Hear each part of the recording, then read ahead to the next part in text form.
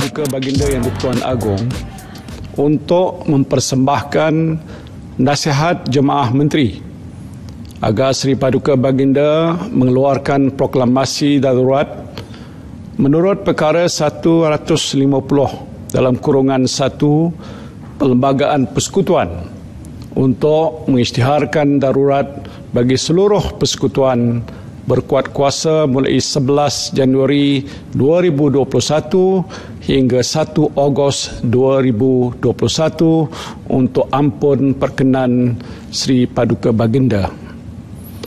Perkara 150 dalam kurungan 1 Perlembagaan Persekutuan memperuntukkan jika Yang di-Pertuan Agong berpuas hati bahawa sesuatu darurat besar sedang berlaku yang menyebabkan keselamatan atau kehidupan ekonomi atau ketenteraman awam di dalam persekutuan atau mana-mana bahagiannya terancam, maka Yang di-Pertuan Agong boleh mengeluarkan suatu proklamasi darurat dengan membuat dalamnya suatu pengisytiharan yang bermaksud sedemikian. Menurut perkara 150 dalam kurungan 1 Perlembagaan Persekutuan, ancaman terhadap kehidupan ekonomi merupakan salah satu asas untuk sesuatu proklamasi dalam persekutuan bagi meneruskan tempoh kuatkuasa proklamasi darurat atau menamatkan proklamasi lebih awal daripada tarikh yang ditetapkan.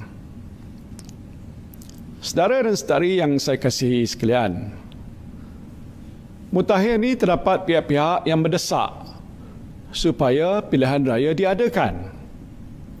Saya tidak berniat untuk tidak mengadakan pilihan raya.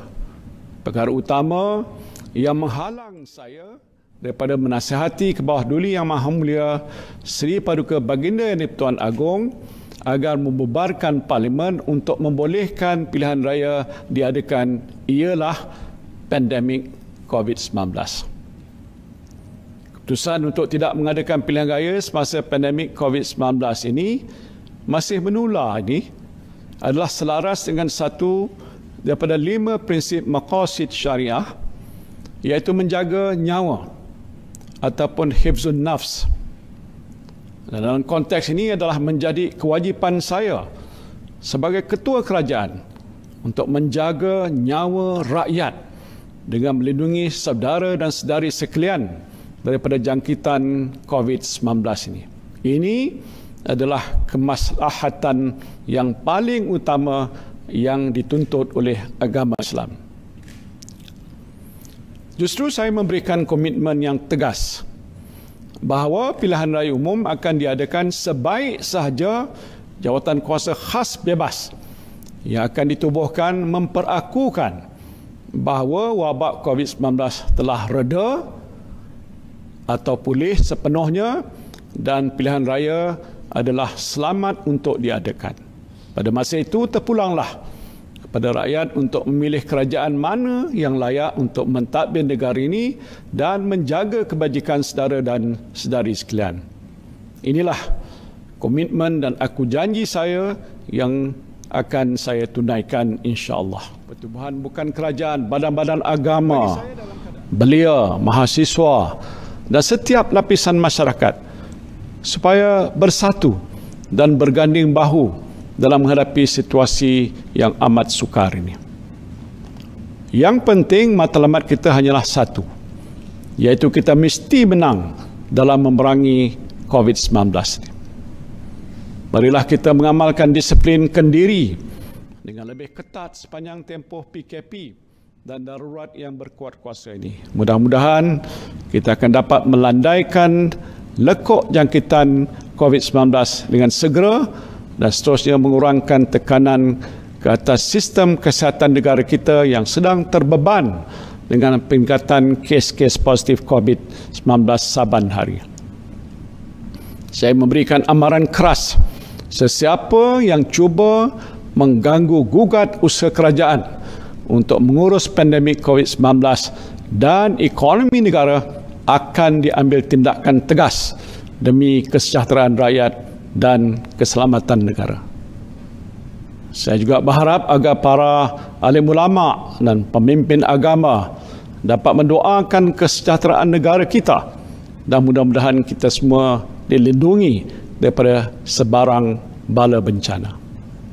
Saya bagi pihak kerajaan sekali lagi menjunjung setinggi-tinggi kasih di atas keprihatinan dan kebijaksanaan Kebawah Duli Yang Maha Mulia Seri Paduka Baginda Yang di-Pertuan Agong dalam memperkenankan pengisytiharan darurat di bawah perkara 150 Perlembagaan Persekutuan bagi menangani pandemik COVID-19 dengan lebih berkesan. Saya berdoa semoga Kebawah Duli Yang Maha Mulia Seri Paduka Baginda Yang di-Pertuan Agong, Raja Permaisuri Agong, putra dan putri tuanku darurat.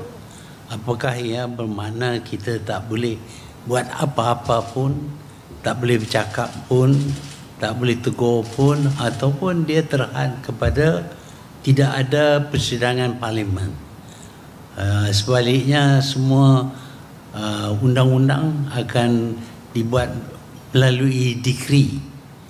Tetapi kita belum tahu setakat mana yang darurat ini menyikat kita daripada bergerak.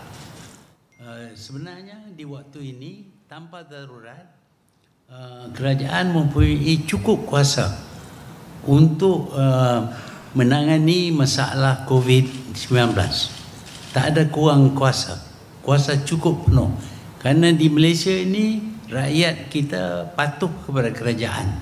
Tak seperti di Eropah, di Amerika, yang mana rakyat bantah kalau ada sekatan apa-apa. Kalau ada lockdown, mereka bantah.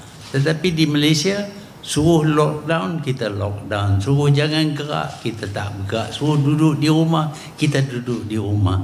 Adalah 2-3 orang yang bantah, tapi tindakan boleh diambil terhadap mereka.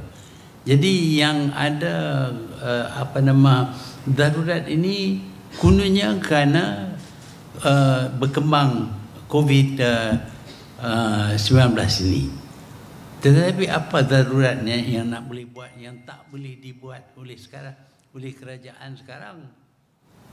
Ternampak kita boleh buat segala usaha untuk kurangkan perkembangan COVID-19.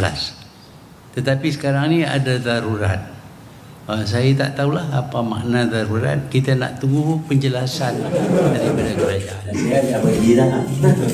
Yang payahnya bila kita nasihat, dia tak mau dengar. Nampak juga. Itulah jadi masalah. Jadi nasihat sekarang, the best nasihat is, you nampak tak begitu kukuh, resign lah. Mempertahankan kuasa setelah mengetahui bahawa sudah terhakis dengan kehilangan dukungan ahli parlimen, maka beliau memilih untuk mengemukakan usul dan darurat. Padahal pengendalian COVID-19 mampu dilakukan melalui PKB tersasar, melalui langkah-langkah tambahan dengan mengambil kira pandangan pakar-pakar perubatan dan keselamatan. Tidak timbul, orang tidak bantah kalau sekatan-sekatan ini, dan membolehkan ekonomi dirangsang. Tetapi bila ini gagal, dukungan hilang, sepatutnya seorang Perdana Menteri yang waras dan bertanggungjawab akan meletakkan jawatan, dan Kebawah Duli Yang Maha Mulia di-Pertuan Agong akan mempunyai wewenang untuk memanggil seorang ahli parlimen yang dipercayai mendapat dukungan majoriti ahli parlimen. Ini prinsip perlembagaan jelas. Tetapi Tan Sri Muhyiddin memilih jalan pendek, terdesak dan tidak bertanggungjawab untuk mengusulkan pengisytiharan darurat. Ini kita akan bantah dan terus bantah keras.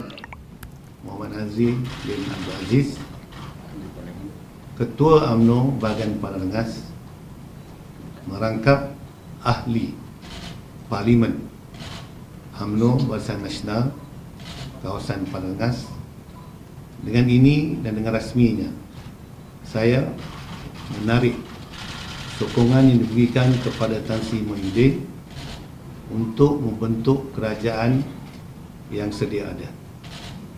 Keputusan ini adalah satu keputusan yang telah saya fikir lama, dan saya membuat keputusan ini ialah kerana inilah ini saya mengumumkan saya menarik diri daripada menyokong Kerajaan Perikatan Nasional yang dipimpin oleh Yang Amat Berhormat Tan Sri Haji Muhyiddin Yassin. Tak apa, okeylah. Okey.